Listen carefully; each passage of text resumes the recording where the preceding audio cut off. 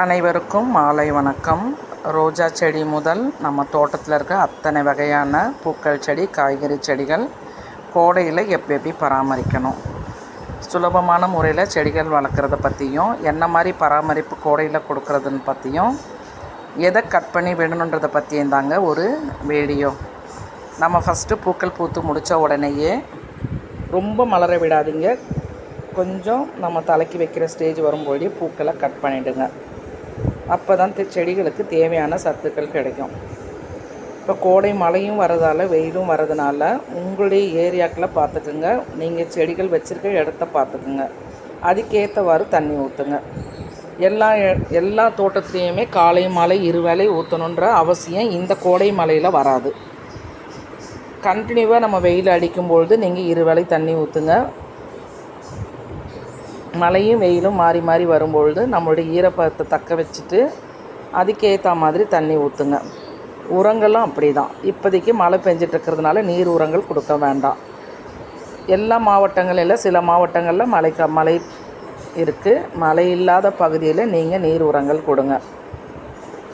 அதே மாதிரி நம்ம மல்லிகைப்பூ செடிகள், ரோஜா பூக்கு செடிகள்லாம் பூத்து முடிச்சாச்சுன்னா கொஞ்சம் கவாத் பண்ணி விடுங்க. சம்மராச்சா கவாத் பண்ணுறது எப்படின்னு யோசிக்காதீங்க. நான் பாருங்கள், கவாத் பண்ணி தளிர் விட்டு அதிலே பதியமும் போட்டிருக்கேன்.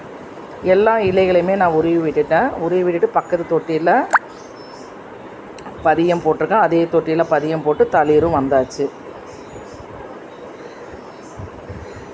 இந்த மாதிரி நீங்களும் பதியம் போடுங்க. பதியம் போட்ட இடத்துல நான் மூடாக்கு போட்டு வச்சுருக்கேன். எல்லா செடிகளுமே பாருங்கள், நம்ம ரொம்ப ஹைட்டாகவே நான் வைக்கலைங்க. எல்லாத்தையும் கட் பண்ணிட்டேன்.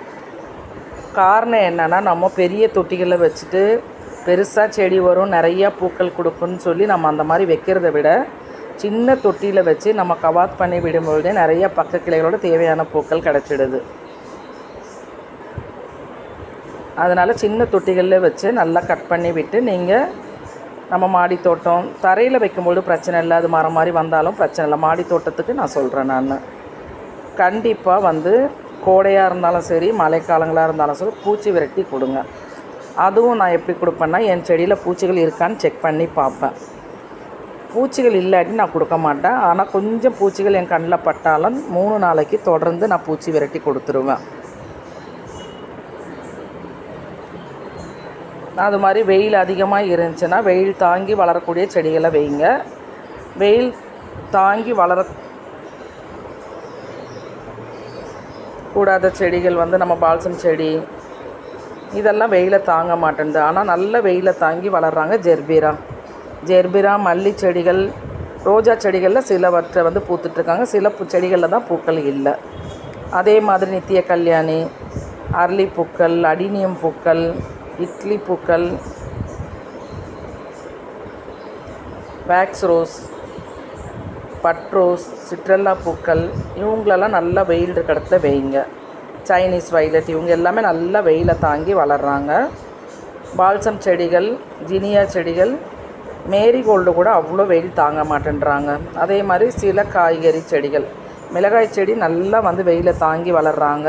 கத்திரி செடி, மிளகாய் செடியெல்லாம். ஆனால் கொடி வகை செடிகள் மட்டும் இல்லைங்க. சில காய்கறி செடிகள், கீரை செடிகளும் இந்த வெயிலுக்கு அவ்வளோவா வரமாட்டேன்றாங்க. இது என்னுடைய தோட்டத்தில் நான் வச்சு பார்த்ததில் நான் சொல்கிறேங்க.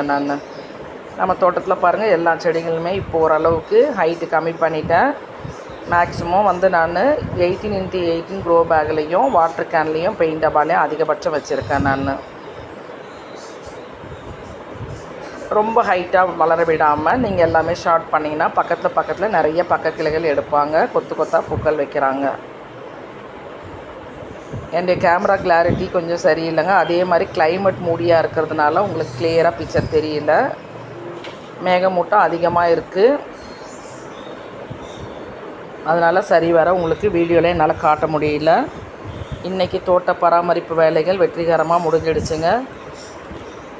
மேகமூட்டத்தோடும் சிறிய தூறலோடையும் என்னுடைய தோட்டப்பணிகள் முடிஞ்சது. வீட்டுக்கு ஒரு 1 ஹவரில் பார்க்குறேங்க. அப்படி ஒரு வெயில் தாக்கம் அவ்வளோ காலையில் இருந்ததுக்கும் மாலை இருந்ததுக்கும் அவ்வளோ ஒரு வித்தியாசமாக இருக்குது நம்மளுடைய கிளைமேட். நமக்கு எப்படி கிளைமேட் வேறுபடுதோ அதே மாதிரி தாங்க நம்ம தோட்டத்துக்கு, நம்ம செடிகளுக்கும். வெயில் அடிக்கும்பொழுது அதுக்கேற்ற மாதிரி பராமரிப்பு கொடுக்கணும், மழை வரும்பொழுது அதுக்கேற்ற மாதிரி பராமரிப்பு கொடுக்கணும், குளிர்காலங்களில் அதுக்கேற்ற மாதிரி கூட 2 கலந்து வரும்பொழுது அதுக்கேற்ற மாதிரி பராமரிப்புகள் பணிகள் கரெக்டாக பார்த்து செய்யுங்க. அப்போ தான் நம்ம தோட்ட வளர்ச்சி, நம்ம செடிகள் வளர்ச்சி, நமக்கு தேவையான பூக்கள் காய்கறிகள் எல்லாமே கிடைக்குங்க. Thank you all. சப்போர்ட் பண்ணுங்கள், சப்ஸ்கிரைப் பண்ணுங்கள், லைக் பண்ணுங்கள், கமெண்ட் பண்ணுங்கள்.